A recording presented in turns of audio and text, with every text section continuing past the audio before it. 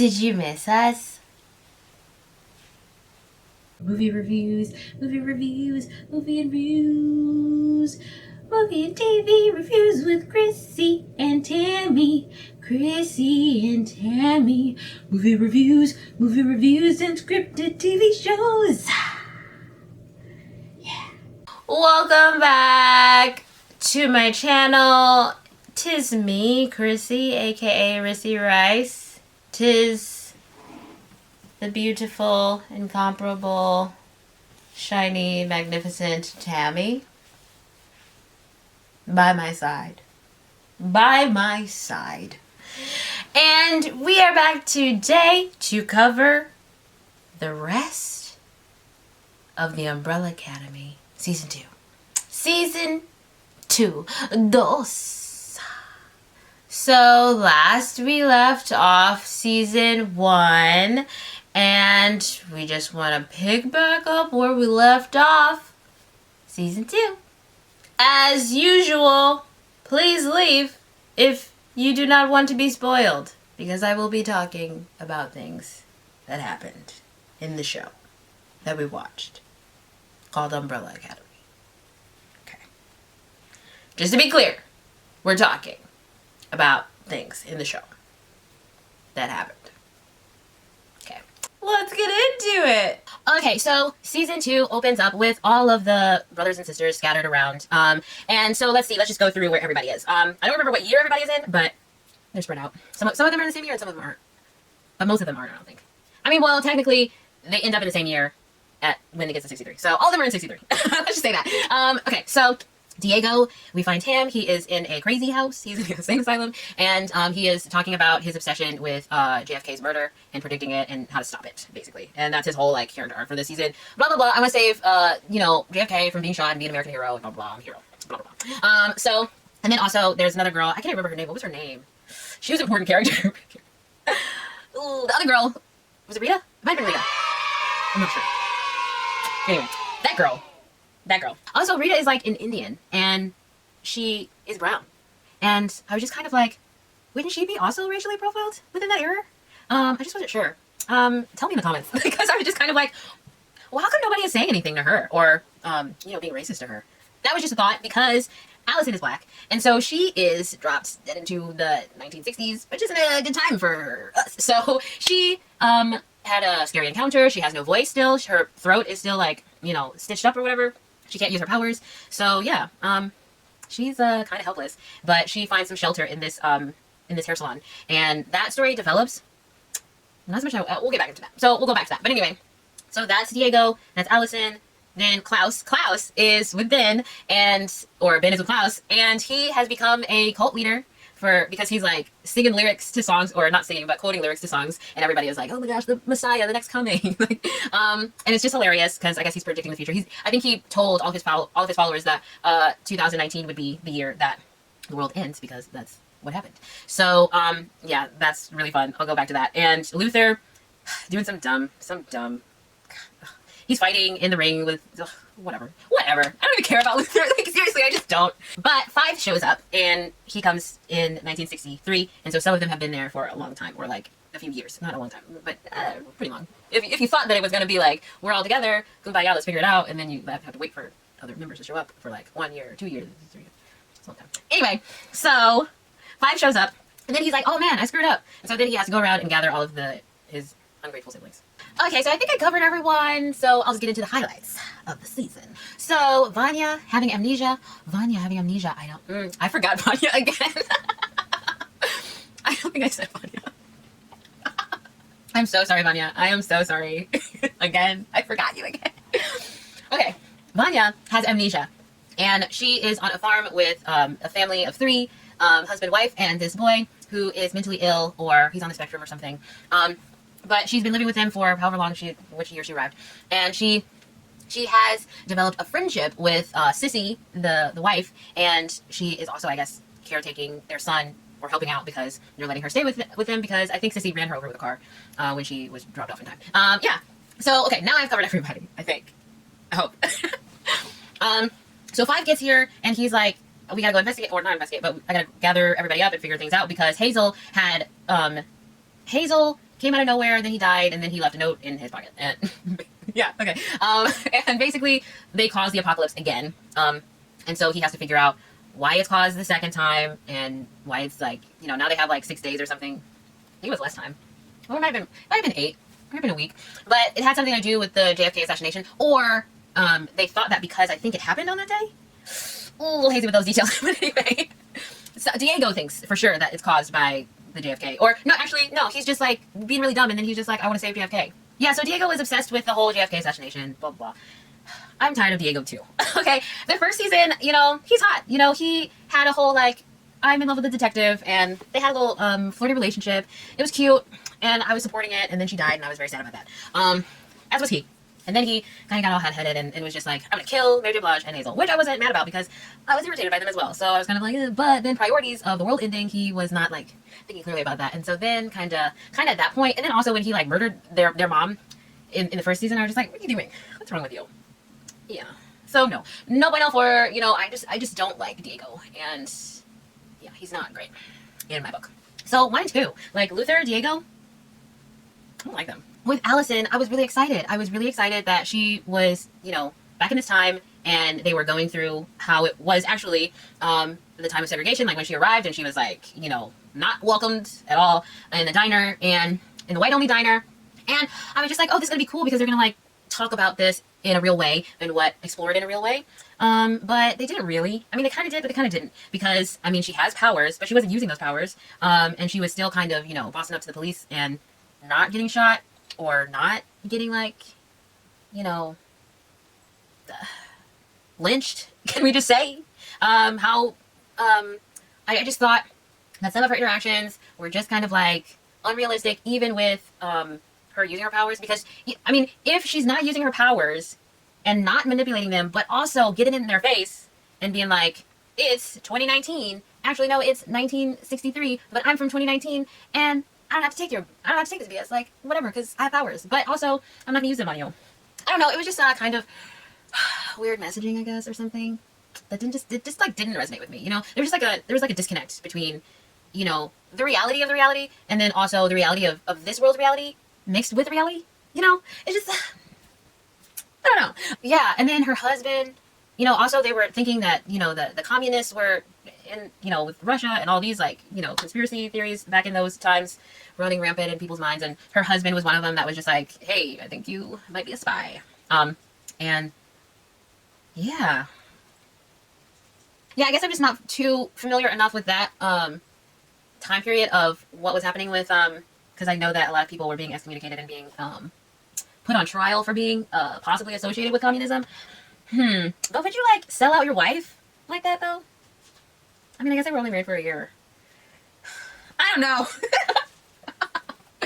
I'm really not sure how to feel about it, but I just didn't feel connected, you know? I just wasn't like, yeah, this is spot on, you know? It just wasn't spot on for me. And then also, I guess because the show has, like, weird elements of drama and comedy rolled into it, and it's just weird sometimes. Yeah. Or, like, sometimes they can't be all the way serious about it, but it was a serious topic, and I don't know. I truly don't know. I truly do not know. And then also, again, with Diego's girlfriend, I didn't understand why she wasn't being discriminated against. I just didn't understand that. You know, I think they tried, but there were just some things lacking for me. Damn. There you go. Yeah, because finally Allison did use her powers, and then she kind of went power crazy, and I'm just like, Allison, chill. But also maybe not. But also you could have been helping people this whole time, but you didn't. So I'm just confused. I think maybe that's it. Maybe, I don't know, I think maybe that was it. Maybe selfishly, I would have been like, ending segregation in the whole state if I had Allison's powers in that time period. And then she was like, no, I'm not going to use them at all. Which is her whole, like, you know, I mean, her feeling guilty about, you know, brainwashing her child. Yeah, that was pretty bad. But I guess not super bad. If every parent had that power, I'm pretty sure, like, people would be using that. And it didn't seem like she was abusing it like they were setting it out for her to be abusing it, because they only showed her being like, hey, you're tired, so go to bed. And that's it. And so I was just kind of like, okay. But I don't know. Like, if she was manipulating her to be like, hey, go stand up for yourself and beat up that other kid. Or, I don't know, something that her daughter, something that infringed on her daughter's free will a little too much, you know? Just like telling your kid to go to bed, like, that's nice, but something like, what is a terrible thing? What is a terrible thing that somebody would say to their kid? Or maybe like if her daughter, if she had like 2 kids and her daughter was getting into a fight or something, and then she's like, hey, never fight your sister again, or something like that, then maybe that would be crossing the line. I think that would be a crossing the line point. Or maybe like, she like compels her to be like, you need to eat all of your food all the time and never leave your plate empty. Or no, never, like always leave your plate empty. And so then she grows up and has an eating disorder, or is overweight or something, or she has an allergic reaction to something and dies. You know, something like with massive consequences would have just been a better device rather than just saying, go to bed. You know? I don't know. Anyway. And then also Allison, I'm assuming that she manipulated her way to get to her career. She had a problem manipulating people to get to their career. I don't know. It's just not well developed for my liking why she is so resistant to using the powers. Like, they're trying to set it up, but I'm just not getting it. You know, I'm just not like vibing with that dilemma. I can't relate. Hashtag can't relate. Can't relate. Okay. And yeah, and then like, but you're black in 1963 and you're choosing not to use your powers, and you're just like, your husband is a black man who is fighting for racial equality and he could be killed, as many were in those times. And so I just would think that she would want to be more protective of him if in fact she did love him, which is also a thing. Like, are you in love with him? Were you in love with your ex-husband? Like, she just has some relationship problems. Like, she can't sit with herself, she can't be with herself, kind of thing, because she's always seems to be in and out of these relationships, you know. It's just like, can we chill? Can we like chill with ourselves for a while? Yeah. Allison's confusing for me. I'm not gonna lie, Allison is a confusing character for me, and I just don't get her. I just like some things make sense, but some things just don't. Some things just don't add up, and I don't, there's just something that's not right, or I can't like get there. Yeah, it's weird. Anyway, I was rambling so much about Allison, but let's talk about Klaus. Klaus and Ben, my 2 favorite characters. Klaus and Ben. Okay, Klaus with his hair, love it. Keep it, please. He made a comment. He's like, "So just me, or did we all get hotter?" No, you did. You did get hotter, and I appreciated it. And also Ben. Oh my god, I love Ben. I love Ben. Absolutely in love with him. Please find him and bring him back to life so he can be with me, because I'm in love with Ben. And he is so, their relationship is so cute. Their relationship is so adorable. They're always fighting. They're always just like being scrappy with each other. It's so cute, and I love them. And Klaus is like finding out more of his powers, which is intriguing me, and I love it, because of course it has to do with Ben, and Ben can like possess him now. And he almost wait, no, I'm not gonna say that. Okay, I was gonna say the sex thing, but I'm not gonna say it. And he is possessing, so he possessed Klaus's body, and Klaus can like make him solid, so like Ben can help in fights, and he did his like typical thing powers in one of the fights. Loved it. Also, that's how Klaus ended up getting to be the cult leader, because he did some magic tricks and had like Ben, you know, float him around or whatever. And then Ben fell in love with one of the girls, and it was really cute. Oh, what's her name? I was gonna say Juniper, but that's not right. That's a song. Okay. Judy? Is it Judy? Maybe. I don't know. Anyway, fell in love with her, and you know, it was an unrequited love, because she didn't know that he existed. But Klaus is just so fun. And then he had his interaction with Dave, and well, young Dave, before, you know, he had a relationship with him in the future, and then he died. So he like made sure, or he was trying to come to Dave and prevent him from enlisting in the army, which didn't work, because he was forced to anyway. So I'll just say back to Vanya. Vanya is causing the apocalypse again. It's her deal, and because she was trying to protect Sissy and her son, and then Sissy's dumbass. Sissy's dumb. Okay. Then Sissy like leaves a note for her husband when they're trying to run away together. Who does that? You're leaving him. Okay. So she leaves a note for him, and even though she knows that, you know, his brother is a sheriff or something, and they get caught, and Vanya basically explodes with her powers and knocks everybody down except for one, and then, you know, Sissy distracts her, and she gets, you know, shot or beat her. No, she didn't get shot. Something happened. She's knocked out, whatever. And then she's in the interrogation room at the FBI, and instead of like instantly doing away with him, they have her hooked up and shocking her. And then finally she explodes with her powers, and then she, you know, she stops the apocalypse again. Well, whatever. I guess same old with Vanya. Come on, Vanya. You think you learned by now? You think you learned after the first apocalypse? Granted, you didn't remember exactly, but you knew. You knew about it this time, Vanya. You knew, okay? So, whatever. Anyway, Ben has to save the day, which is nice, but Ben, like, went into the light, and I was very upset because he sacrificed himself to save the world, basically, and I was sad to see Ben go. And he comes back later, but we'll talk about that. Okay, so I want to talk about Five's fight with himself. And I have to say, I didn't know if I liked the older actor who played Five because I loved the young actor, but I really like the older actor too. Both of them are so fun, and it was hilarious. Oh, it was hilarious. That was the only likable moment for Luther for me. Truly. Was when Five was talking to older Five, and then he was telling him about all the symptoms, and he's got like, what was it? Can't remember all the stages, but it was paranoia and itching, and then like, it was urination and like farting, something. It was hysterical though. And their whole fight, oh yeah, homicidal rage at the end. It was hysterical. I loved it. And they were super paranoid, and then Luther's big dumb self was just like, maybe I should kill the younger Five. And it was just like, no, he's stupid. But it was really funny because, I mean, 5 against 5 is just, oh my gosh. I love that scene. Or that whole little story of him fighting himself. It was nice. I love that one. Yeah. The only time that I was kind of like, come on, Five, like, you're the smart one. You're not being smart. And that was when I think Vanya came to them and was like, I need your help to do this. For the boy, because she had somehow accidentally passed her powers onto him, or like part of her powers. And he didn't know how to control them. And so he was kind of a preview of the apocalypse. I don't know. And so she was like, hey, we need to go like help them. And then they were just like, no, we've got more important things to do. And I was like, what more important things to do? Don't you know that Vanya is the one who's always started the apocalypse? Why would you not keep track of Vanya? What's wrong with you? But finally they came to their senses, thankfully. And then it was like, okay, we'll come with you, sis. Okay, we'll support you. So then they go. Diego's girlfriend. Yeah, that was another thing. Diego like went into the commission place, and he was infiltrating because the girlfriend like invited him because she's in love with him and didn't want him to die from the handler's plans and such.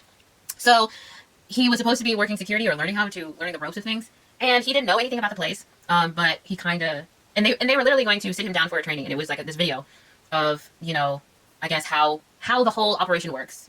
And instead of watching that video of how everything works and what everybody does, he goes into the controller room, doesn't know what he's doing, and then he threatens this guy, and, you know, gets back into the correct, or not the correct time period, but back to 1963 to help his siblings, but also to stop JFK's murder because that's his duty. Oh my god, I'm so sick of Diego. Anyway, I'm just like, but why? Why didn't you stay and learn the ropes of what was going on? Because that place apparently has no time. Like, it has no time constraints because they are within the time or whatever.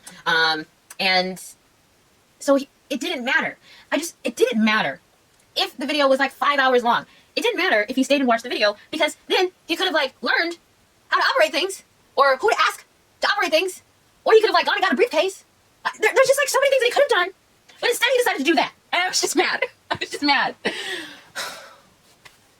I don't like Diego. I don't like Diego. When we get to the final showdown, the final hoorah of the season is when the handler comes, Diego's girlfriend's there, and she brings all of the people, all the agents, like she calls everybody, there's like a million of them.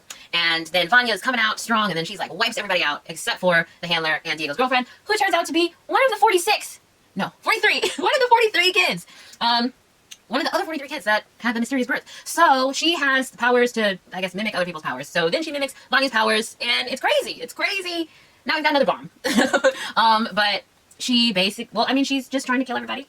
And she's just trying to kill the family because, you know, Diego abandoned her and doesn't love her anymore. Or never did. Who knows? Yes, I did.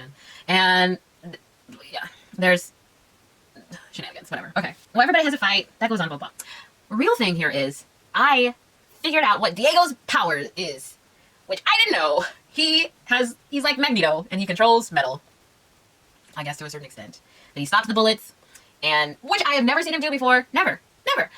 All that I knew that he did was throw knives, and I didn't think that he threw them that well sometimes, because sometimes he did miss. Like, it wasn't a sure thing that he always got his target, so I didn't even know what his powers were. And I was just kind of like, so Diego has been trained to throw some knives, and you couldn't train Vanya to do something? And then you had to sit her on the sidelines? Like, what is this? Because I just thought that Diego was like normal, but everybody was like, no, Vanya's the only normal one. But what do you do, Diego? What do you do? I finally found out. Finally, with this episode. The last episode of season 2, I finally figured out what Diego's powers were. Okay. So, I mean, I'm still kind of like, also with Luther's powers, before he turned into the ape gorilla guy, what were his powers too? Was he strong before? Because, I mean, and then also, he loses all the time. Luther loses all the time. And I'm just kind of like, so is he strong? Or like, I don't know. Because Hazel beat him up in the first season. I mean, he... what is his power? I'm so confused. But I'm just happy that they finally addressed the other 37, 36 babies that were also born, who also probably have powers. And Diego's girlfriend is one of them. And I was happy about that because I'm like, I want to know more about the others. Where are they? And what are they doing? You know, what's up with them? And so maybe we'll find out in season 3. Because at the end of this season, oh yeah, I forgot the most like interesting part. I forgot to say at the end, so the guy, there were these Russian guys that were following them around and killing people that worked for the commission. I'm trying to remember who they were following. I think they were trying to kill Vanya. I don't remember. But anyway, 2 of them got killed, and they were brothers. Oh yeah, Allison forced one of them to kill the other one. Oh yeah, so the handler came, shot everybody up, then that guy came, shot her up, and then attacked, or was about to shoot 5. I think 5 was the only one that was alive, even though the handler shot him. Yeah, so he uses his powers because he had a conversation with their dad, and with their dad in this time period, and to get some advice on what to do. And he's like, hey, have you tried going back like a few seconds first? Like, why are you jumping years and decades? How about you start with some seconds? And then 5 was like, I thought you were going to be helpful, but you're not. And then as soon as he said that, I was like, oh my god, there's something dramatic that's going to happen, that he's going to save everybody, go back in time like 2 seconds, and everybody's going to be safe. And that's what happened. Everybody was safe. And they killed the handler, finally, because they killed her tried to kill her in the first season, but did not succeed. So they killed her. Then the guy came, and then he was like, 5 didn't kill him, which I was surprised about. But he was just kind of like, hey, let's not do this. And he was like, yeah, okay. Ethan Stevens. So, which I thought was weird, because Allison made him kill his brother, and he didn't want to get revenge on Allison. But, you know, I guess it wasn't ultimately her fault. It was the handler's fault that manipulated the situation, and he did get to kill her. So I guess that was justice enough for him, which was a nice bow tie to the end. So that was great. So that's basically what happened in season 2, and now we wait. No, I'm sorry. Okay. Everyone. So at the end of when they have their showdown, the guy walks away. Then they have to get a briefcase and go back to their time period and negotiate a deal with the new head handler, the guy Bob, the short guy.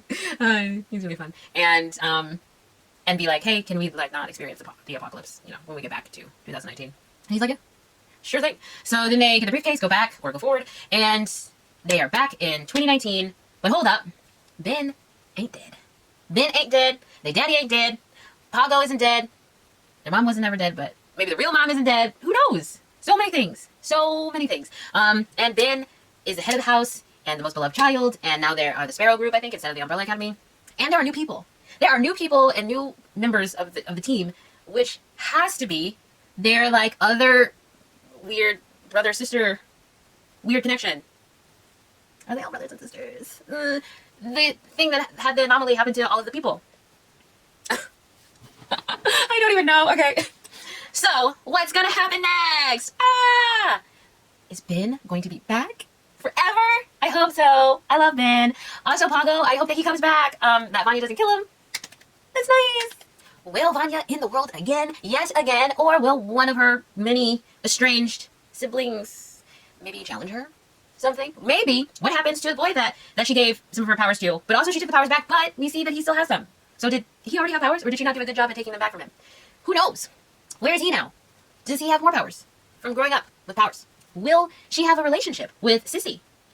Like, to be able to continue that relationship? Will the same actress play Sissy if they are to meet within 2019 and still have a relationship? Or maybe she's already with someone. What about Dave? Is Dave alive? Dave and Klaus happy ending. Will their father ever love them? Probably not. These are all the questions. These are the questions that need answers. And we shall have them. Or we shall have justice. I don't know. I'm just really curious if the people from 1963 that they knew will come back and meet them again as older. And that'll just be fun. That'll be fun. I'm excited about it. We forgot to rate season 1. So let's do a season 1 rating. And then we'll do a season 2 rating. Okay. Okay. So for season 1, we have... it's okay. Pretty okay. We liked the first season, but it was just a bit dragging along because it's kind of obvious that everything has to do with Vanya because of the way that they were treating her and the buildup of the book and all of this stuff, and then the findings of old tapes and things of her. I think she was levitating or something while she was sleeping. So just building up to her figuring out who she is and that whole ordeal, just like yeah, just building up to that was a little slow at times, and also not all of the other characters were super enjoyable except for Klaus and number 5, because we love them. Now for season 2. So for season 2, we are going to give it the happy ending. Love season 2. Very, very, very interesting season. Even though I had a lot of gripes about it, with the whole Allison thing and like some of the other stuff that was happening, still enjoyed it. Probably had a lot to do with Ben and Klaus. Had a whole all to do with Ben and Klaus. Yeah. Also the 5s too. The 5s and Ben and Klaus were the real MVPs of the season and really made it fantastic. And I was just kind of like, I want to see what they're doing, because, you know, they were just great and I love them and they're nice. Awesome. So that is it for us. Let us know in the comments below what you thought of the whole series. Who were your favorite characters? What were your favorite moments? If you also didn't like the same things that I did like, because then we're pretty cool. Probably. And what other unanswered questions do you have that you are hoping to get an answer to in season 3? Let me know. I'm excited. I'm excited for season 3. I don't know when it's coming or if it was confirmed to be renewed, but it should be. Come on, Netflix. Okay, thank you so much for watching. Please like, share, and subscribe if your heart moves you so, and I will see you next time. Bye!